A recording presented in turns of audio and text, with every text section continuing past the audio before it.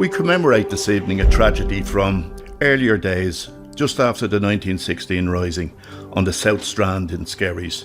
The executed leaders' families were put up in Skerries in the summer of 1917 for a break. Father Joe Mallon was one of them. This is his story. My brothers and sisters, I am old. 104. I am older than the Irish nation.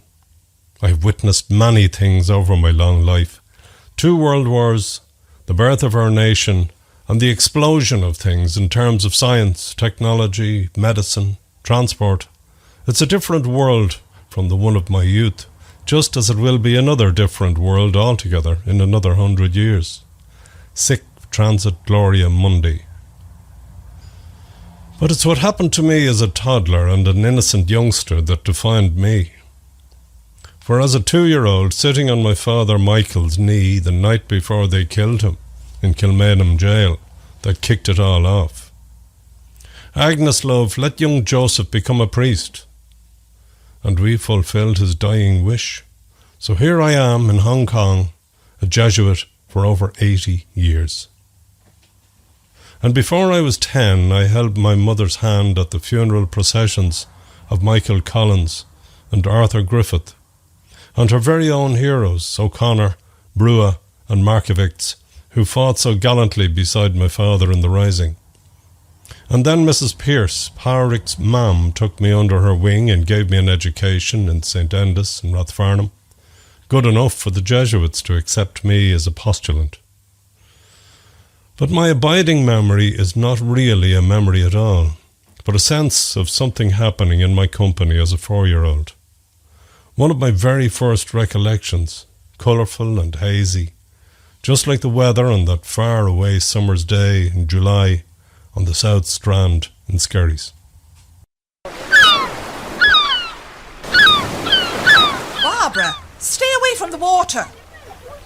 Come here, help me mount this lovely tricoloured flag to the wind cheater. That's it. Hand me the binding. Now that's a sight for sole Republican eyes. Our nation's flag fluttering in the breeze. Excuse me, miss. Yes? What is it, my good man? I'm afraid you'll have to remove that flag. Remove the flag?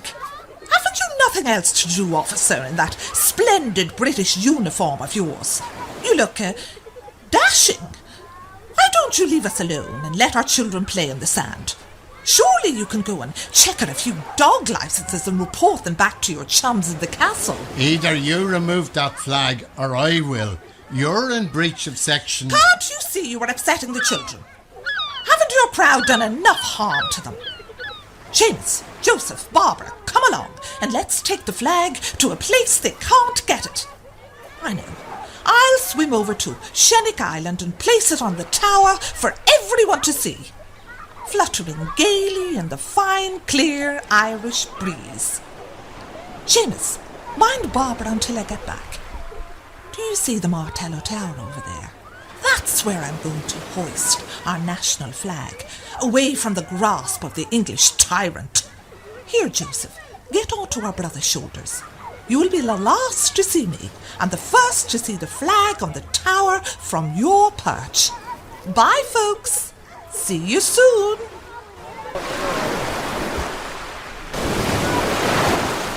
Muriel, you mind where you're going? The tide is coming in fast and strong. Muriel, for God's sake, will you listen to her?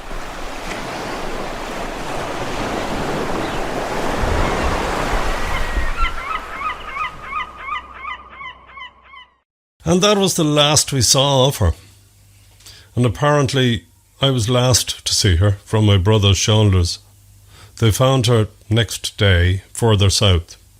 She succumbed to the strength of the tide. The tangleweed didn't help either.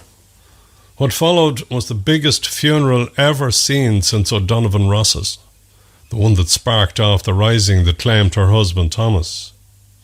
Now they are fully orphaned, Barbara and Donna, in the space of a year or so, and all over a trifle, a favour, nothing. I often wonder what the busybody RIC officer thought about it afterwards. Or maybe he helped in the frantic search for her. Anyway, His report to the castle about the alleged breach of the Royal Flags and Emblems Act would have to be qualified.